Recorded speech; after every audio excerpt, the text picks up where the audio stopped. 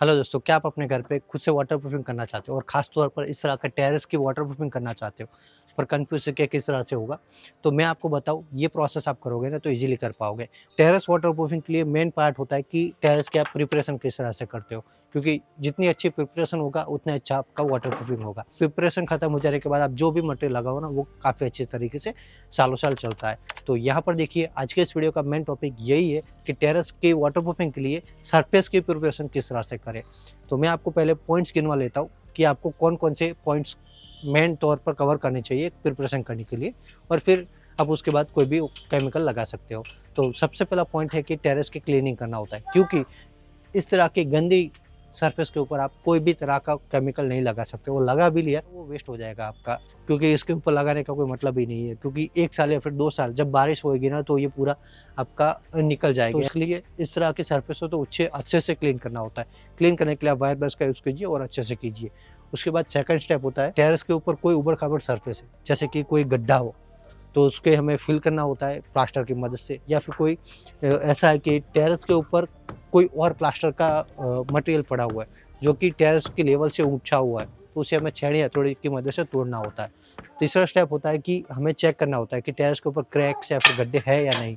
अगर है तो उसे फिलअप करना होता है, और उसके बाद हमारा मेन स्टेप हो जाता है कि टेरेस की प्रॉपर क्लीनिंग करनी होती है। क्लीनिंग के लिए आप पानी का यूज़ करोगे, और उसके बाद वाला फाइनल स्टेप रह जाता है कि उसके ऊपर आप कोई भी प्राइमर लगाओ और भी पेंट लगाओ। तो ये तो मैंने आपको जल्दी से बता दिया है। अब मैं आपको प्रैक्टिकल सारे स्टेप समझाता हूँ।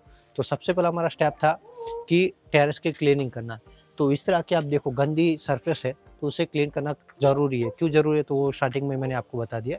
क्योंकि ये नहीं करोगे तो आपका मटेरियल अच्छे से नहीं लग पाएगा, या फिर पकड़ टेरेस का नहीं बना पाएगा, और इसी के कारण आपका टेरेस वाटरप्रूफिंग नहीं होगा। ये करने के लिए हम यहाँ पर ग्राइंडर मशीन या फिर वायर ब्रश का यूज़ करेंगे। मैं ज़्यादातर वायर ब्रश का यूज़ करना प्रेफ़र करता हूँ, क्योंकि उसकी मदद से टेरेस के ऊपर लगी कुछ भी धूल, मिट्टी, फंगस, काई अच्छे से क्लीन हो जाती है। तो इसके लिए इस तरह से आप घिस-घिस के पूरे टेरेस के ऊपर से जो भी मैंने आपको मटेरियल बताया ना वो क्लीन कर लीजिए। कैसे करना है तो ये देखिए।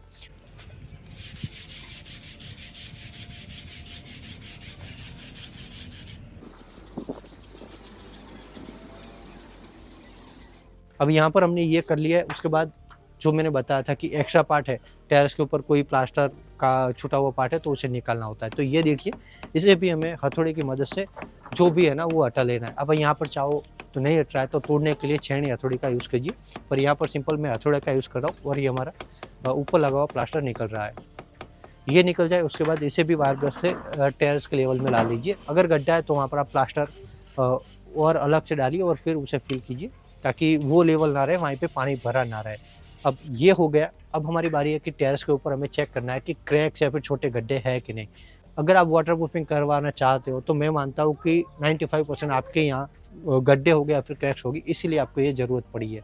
तो यहाँ पर देखिए, क्रैक्स को हमेशा ग्राइंडर मशीन से यूज़ कीजिए। अगर ग्राइंडर मशीन नहीं है तो पुट्टी ब्लेड का लीजिए और इस तरह से घिस-घिस के उसे वी ग्रूव में ओपन कर लीजिए।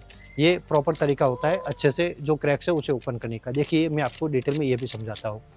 तो देखिए, यहाँ पर हम सबसे पहले तो हम जो ब्लेड है ना उसकी मदद से घिस-घिस के हमने कितना बड़ा किया है। अब ये हो जाए उसके बाद हमने उसे फिर से ब्लेड की मदद से ओपन कर दिया है, और इसके साथ मैं आपको ये भी बता दूँ, ग्राइंडर मशीन से कर रहे हो तो कुछ इस तरह से ये भी हो जाता है। देखिए।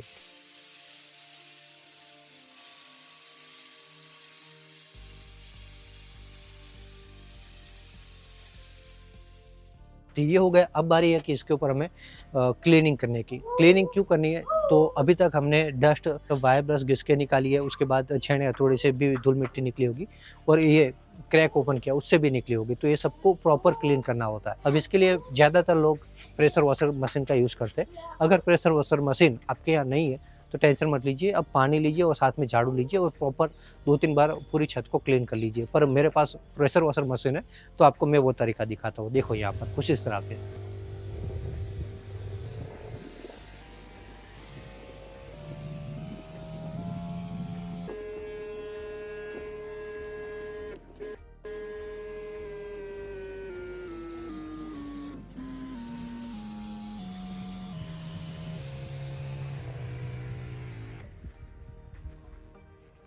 अब ये हो गया। उसके बाद बारी आएगी कि इसके ऊपर हमें क्रैक्स को फिल करना होता है।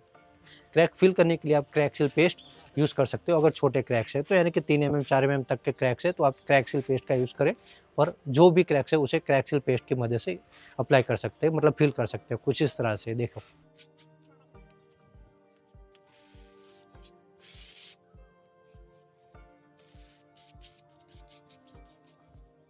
अब दोस्तों देखो, कुछ इससे बड़े क्रैक्स हैं, यानी कि 10 mm तक के क्रैक्स हैं, तो यहाँ पर ये आप जो क्रैक सील पेस्ट है वो यूज़ नहीं कर सकते। उसके लिए आपको पीयू सीलेंट यूज़ करना होगा। डॉक्टर फिक्सिट का आता है HY100 पीयू सीलेंट, तो उसे कुछ इस तरह से यूज़ करते हैं। क्रैक्स तो हमने अच्छे से ओपन किए थे, उसकी साइज़ आपको आइडिया लग जाए कि 10 mm के आसपास है, तो वहाँ पर ये जो पीयू सीलेंट है ना, वो कुछ इस तरह से यूज़ करना होता है और उसकी मदद से फिल करना होता है, क्योंकि ये एक फ्लेक्सिबल मटेरियल आता है। जब सूखता है ना, तो गर्मी या फिर ठंडी के कारण जो सिकुड़न होती है या फिर खिंचता है ना, तो उसके साथ-साथ ये मटेरियल खिंचता रहता है, फटता नहीं है, वापस क्रैक ओपन नहीं होने देता है। तो इसे भी इस तरह से लगाना होता है। और दोस्तों ध्यान रखो, क्रैक सील पेस्ट हो या फिर पीयू सीलेंट हो, दोनों को अगर ज़रूरत है तो दूसरा कोट लगाना, क्योंकि बिना दूसरा कोट लगाए कई बार ऐसा होता है कि टेरेस के अंदर आपको वो दरार दिखती है, मतलब गड्ढे दिखते हैं, दरार जहाँ पर आपने ओपन किया है ना वो। तो 2 कोट में भी आप अच्छे से उसे भर सकते हो। और तीसरी बात ये ध्यान रखो कि 2 कोट लगाए फिर भी ये अगर आपको जो दरार है उसके निशान दिख रहे हैं, तो वहाँ पर आप तीसरा कोट भरने की कोई ज़रूरत नहीं है। वहाँ पर आप व्हाइट सीमेंट बेस्ड पुट्टी या फिर एक्रेलिक पुट्टी यूज़ कीजिए और टेरेस के लेवल में उसे भर दीजिए, तो ये फ्लैट सरफेस हो जाएगी। तो इसी तरह से यहाँ तक कि हमारी प्रिपरेशन खत्म हो चुकी है। अब आगे का जो भी मटेरियल है वो लगा सकते हो, क्योंकि ये प्रिपरेशन करोगे तो आपका अच्छे से पूरा सरफेस वाटरप्रूफिंग के लिए तैयार हो चुका है। अब आगे की वाटरप्रूफिंग किस तरह से होती है वो देखना चाहते हो ना, तो मैंने चैनल पर इसके ऊपर डेडिकेटेड वीडियोस बना के रखी है, वो जाके देख सकते हो। मैं उसके लिंक्स डिस्क्रिप्शन में और अभी जो एंड स्क्रीन चल रहे हैं उस पर भी लगा दूंगा। तो आई होप आपको हमारा वीडियो पसंद आया होगा। पसंद आया तो प्लीज़ वीडियो को लाइक कीजिए और चैनल को सब्सक्राइब कीजिए। चलो मिलते हैं कोई ऐसे इन्फॉर्मेटिव वीडियो में, तब तक के लिए बाय बाय, धन्यवाद, अपना ध्यान रखना।